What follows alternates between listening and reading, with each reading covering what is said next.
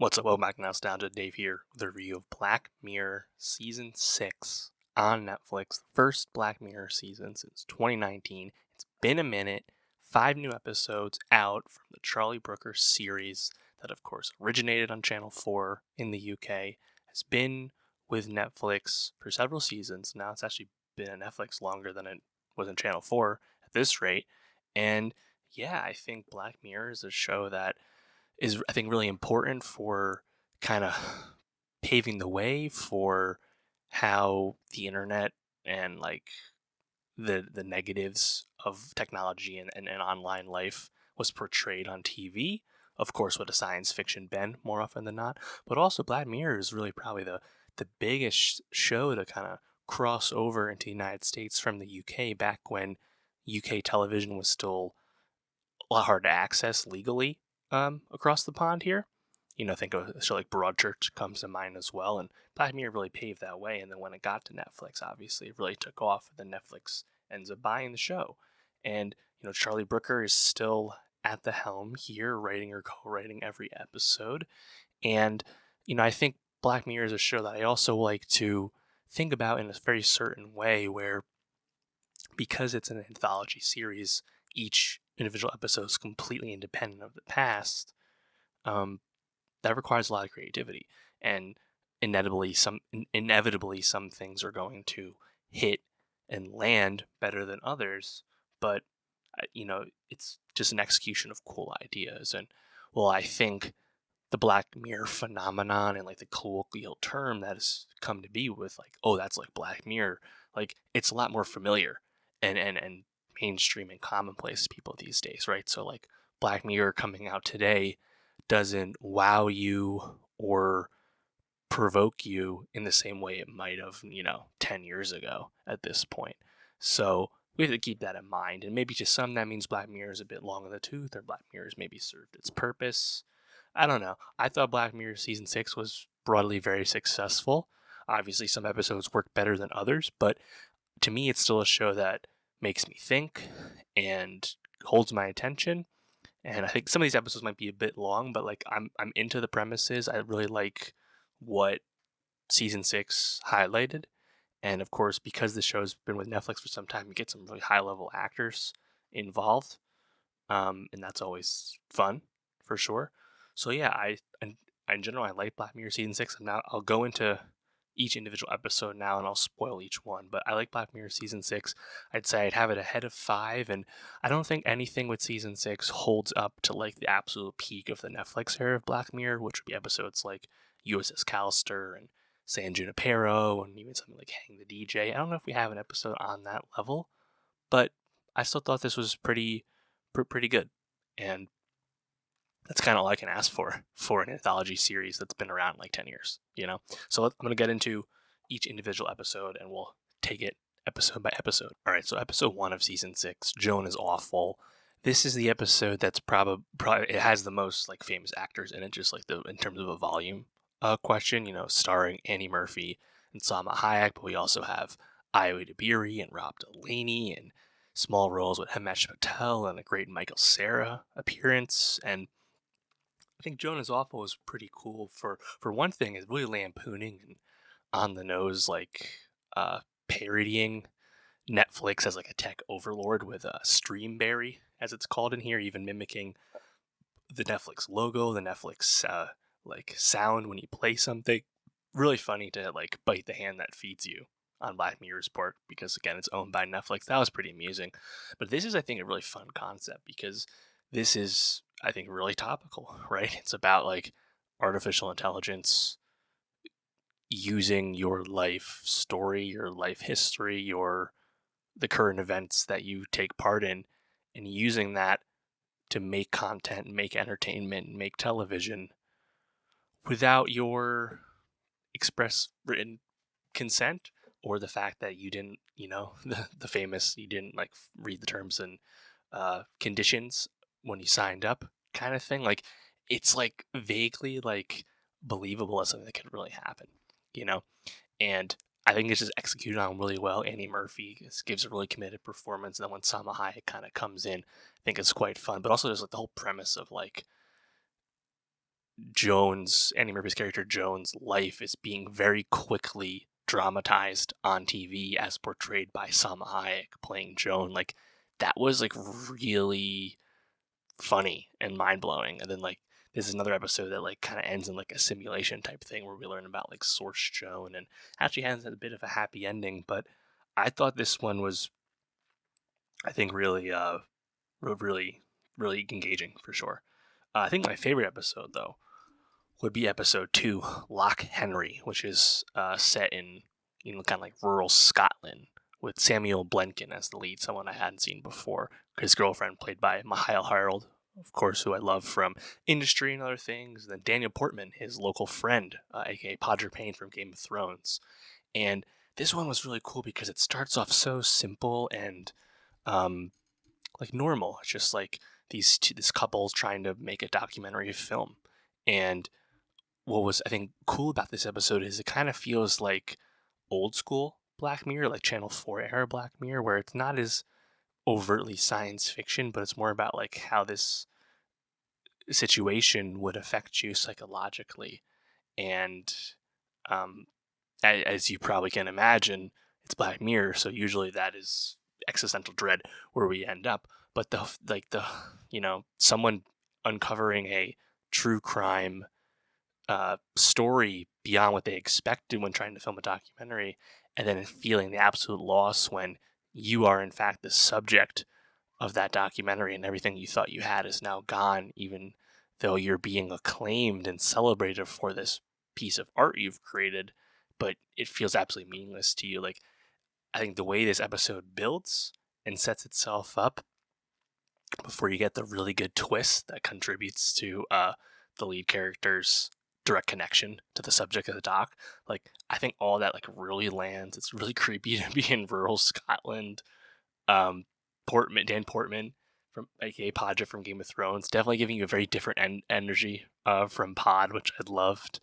And yeah, I mean, I think the filming montage scene was really cool. Obviously, this is like a more of a period piece show, and a lot of these things feel like they're period pieces. Just, it's a kind of a smart way to eliminate like smartphones from your storytelling.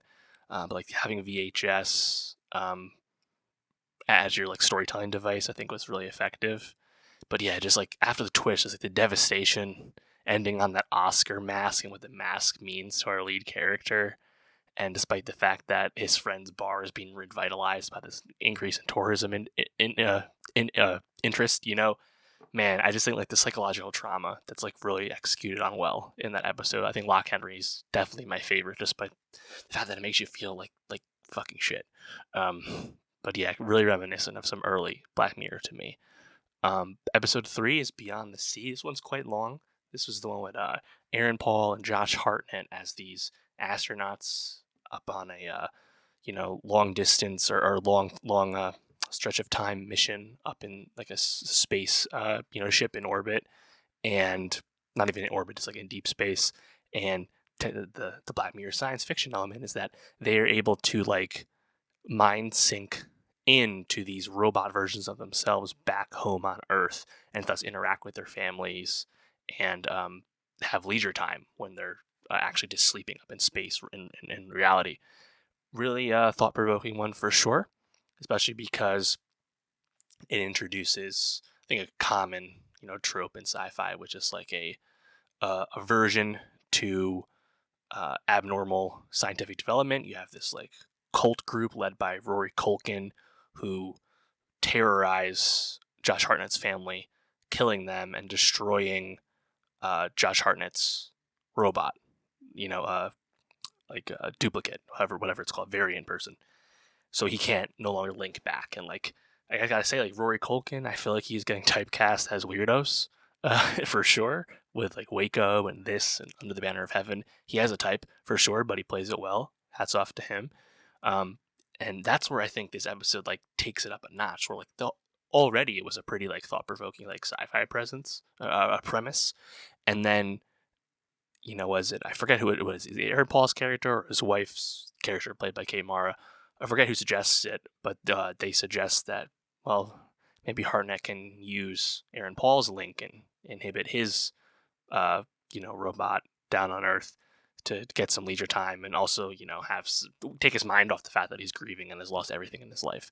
And where that goes with some jealousy and things of that nature, I think it's a bit long to get where it goes, but definitely a thought-provoking premise, especially once it's elevated on, with the who's in the link. I think the endings goes a bit predictably, like you can kind of see where it's going to go, but I think overall it lands pretty well. I think Hartnett in particular is quite strong. He's definitely come on, in like the post like end of his like stardom leading man days long ago. He's really kind of like brought himself back up as like a solid like character actor. I thought he did pretty well.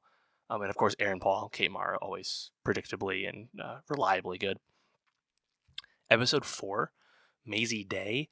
This one I really liked. It's actually the shortest episode. It's only 40 minutes. You have Zazie Beetz as a paparazzi photographer in like in real life times in like 2003. It's like she has an iPod shuffle. Iraq War is happening from like news clips. Like you're grounded in like the 2000s, and this one like really quickly gets into like the morals and ethics of being a paparazzi. And Zazie's character very quickly exposes a famous person for having a unknown gay relationship, and that person kills himself, and she obviously feels absolutely horrible about that, and seemingly is having a crisis of faith with like being a paparazzi and like selling your soul in the manner that you have to with that kind of job. And it leads to her pursuing this sequestered actress played by the Danish actress Clara Rugard, and this actress is presumably detoxing from a drug addiction, and like she can make ends meet and like really like push her life forward if she gets these photos. And her paparazzi buddy played by Danny Ramirez, they're gonna like go figure this out. And then you have this like massive twist where it's not because the actress is on a bender recovering from addiction. No, it's because she's a werewolf and has to hide out when the moon gets big. Very reminiscent of werewolf storytelling. People know at this point you gotta hide out so that you're not around anybody who you can kill and eat, And it very quickly becomes one of those stories. And I thought this one was actually pretty interesting, especially like how it ends with Zazie being there to take the final photo when the things happen. But maybe could have used a bit more meat on the bone, but I thought the bare bones premise of this, as you were, was still pretty intriguing. And just like I like that Black Mirror with season 6 has like slightly diversified like what it means to be a Black Mirror episode. Like I think Black Mirror being more grounded in like recognizable reality, even though of course this includes a werewolf, but like recognizable reality in an episode like Maisie Day or Lock Henry, where it doesn't have to be so overtly science fiction to really, I think, grab you and fit the mold. Think of an episode back in the day like White Bear, for example. So yeah, Maisie Day, still pretty solid. And then the last one was Demon 79, another longer episode. The star is Anjana Vasan from We Are Lady Parts, plays Nita, this woman at a shoe shop in the UK. And again, we're grounded in like recognizable time. This is like the turn of the 80s in the UK when the National Front is very big. A lot of racist dog whistling and discrimination against immigrants in the United Kingdom on the part of white British people. And this episode has Nita encounter a talisman in the basement of her job where she encounters this demon played by Papa Asidu, who people will remember from I May Destroy You. He's great on that show. And the demon says that Nita has to kill 3 people in 3 days to prevent the end of the world. And it's like, wow, that's a Black Mirror classic, right? Huge sci-fi thing. Little demon manifested as an actor we know. And then you have to be with Nita as she goes through her journey here, including killing people she doesn't intend to kill and having this back and forth with the demon, who even he is kind of new to the situation, just like Nita obviously is. It takes a while, I think, to conclude, but it's a pretty fun, like, more overtly like sci-fi ride, and ends in a pseudo happy way, at least for Nita. So yeah, that one's kind of fun. And yeah, that's Black Mirror season 6. Like 5 episodes, all with the, I think, very merits. Like there's, I can't remember the last time I saw a Black Mirror episode. I was like, wow, that was just really bad. It really missed the mark. Like obviously, people have their favorites and least favorites when it comes to the series. How can you not win it with an anthology? But I just think it's always interesting and fun to think about each individual episode on its own merits. And that's pretty cool. And I'd imagine if we get a season 7, it'll not be for a long time, just because we had a long time between season 5 and 6, and that was not just because of the pandemic. It was kind of always planned out that way. And who knows, maybe we'll get more like genre pushing, form pushing things with Black Mirror. The way, of course, we got the film Bandersnatch, which people remember was like a choose your own adventure type story. Who knows if there's something else that Black Mirror can tell us in that regard? But yeah, I think it's still a commendable show and always worth your time. But let me know, how did you feel about Black Mirror season 6? How did you compare it to past seasons? What was your favorite episode in season 6? What was your least favorite episode in season 6? I would say my favorite was Lock Henry, and my least favorite was hard to say. I like them all for different reasons. I would say my least favorite is probably Beyond the Sea or Demon 79, but not because I didn't like it. But yeah, let me know how you're feeling about the series. And for more TV reviews, subscribe, and I'll see you next time.